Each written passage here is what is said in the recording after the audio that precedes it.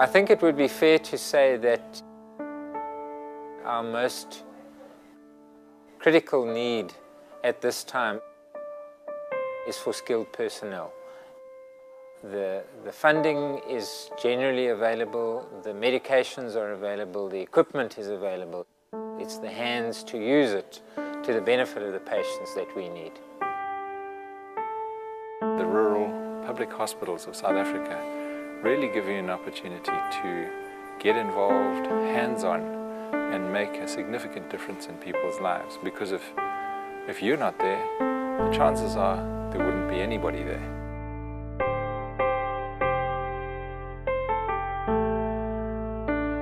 Africa Health Placements recruits foreign and locally qualified doctors and nurses to rural positions in rural hospitals around South Africa, where the need is huge.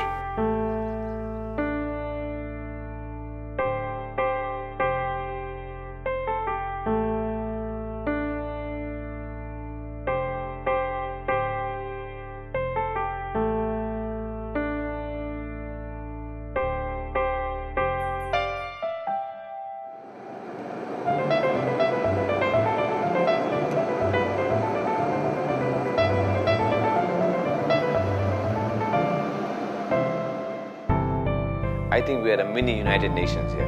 My name is Tom Gorsuch. My name is Casper. My name is John Bergman. My name is Dr. Otieno. My name is Graham Cookin. I'm Cara Frinney. I'm a doctor from Alaska.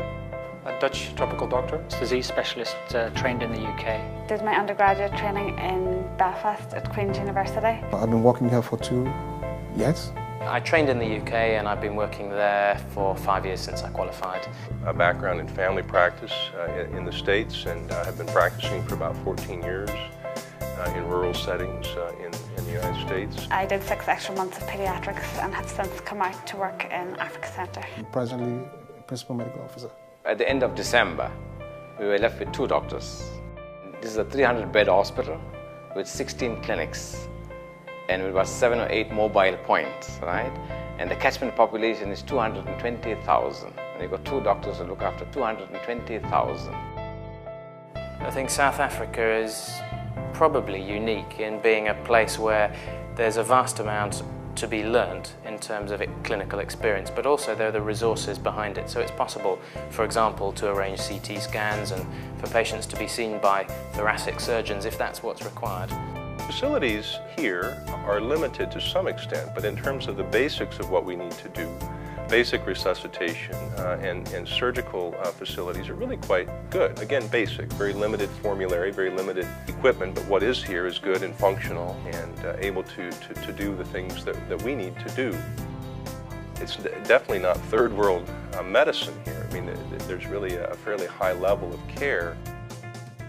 The typical range of clinical experiences is vast, right from obstetrics and anesthetics to surgery. In our underprivileged hospital, any pair of hands will do something. So when our graduates come over, they catch on very quickly. Within weeks, they are surprised themselves. They've got to be a generalist. And as such, they must be able to do everything. You will do any and everything. If you allow yourself to grow and to push yourself, there's a lot of experience to be gathered here. In my calls, I'm helping out with cesareans. We see surgical, we see trauma. Pleural aspirations, chest drains, which I do most days. I do lots of debridements, I do skin and lymph node biopsies. Things like lumpectomies. Drainage of abscesses and minor suturing of wounds. Ectopic pregnancies. Lumbar punctures, I've done an average of about 1 a day, which is obviously far more than I'd be doing in Western Europe. I've been doing larger operations, as in amputations of limbs. There's a real premium on obstetrical skills. We deal with the high-risk stuff, the failure to progress, dystocias, and the need to execute a surgical delivery. It's also basic anesthesia. Even the younger doctors that don't have much anesthesia experience, they can gain it here, and it's strongly encouraged because if you're on call with one other doctor, there's 2 of you, one needs to do the anesthesia, the other needs to do the cesarean. The amount of work that you can do depends on what you're prepared to do, essentially. If you want to learn to amputate a leg, then you can do it. If you want to do general anaesthetics, then you can. Now, if you've never done anything like that before, let me assure you, you can learn. You can learn very fast, and you can learn under the supervision of more experienced medical officers. We don't really have any consultants in this hospital, but we get a lot of help from Ngoe, the hospital nearby, and these consultants are great. Because this is a general hospital in rural South Africa, there are no specialists here except on occasional visits. But there's a very good relationship that I have with my colleagues, and we always discuss problems, and it's very easy to ask for phone advice for nearly everything. There's a specialist at the end of a phone if you need to ask for advice. Except for the odd occasion when the landline wasn't working and you had no cell phone reception, but you can deal with it. Generally, I think part of the appeal of working in a hospital like this is the wide spectrum of pathology and management conditions that you get experience with and need to know.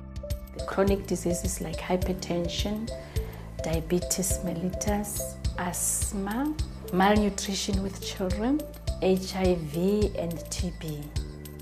In summer, we face a lot of insect and snake bite. They are so common that we know the treatment just like that. Quite a lot of tropical diseases, malaria. We see some oncological disorders too, and with some secondaries too, presenting with complications. Breast cancer, CA uterus with secondaries. English is the lingua franca of the hospital settings, there's no doubt about that. But I would say 90% of the population that we serve here in Ishawe do not speak English.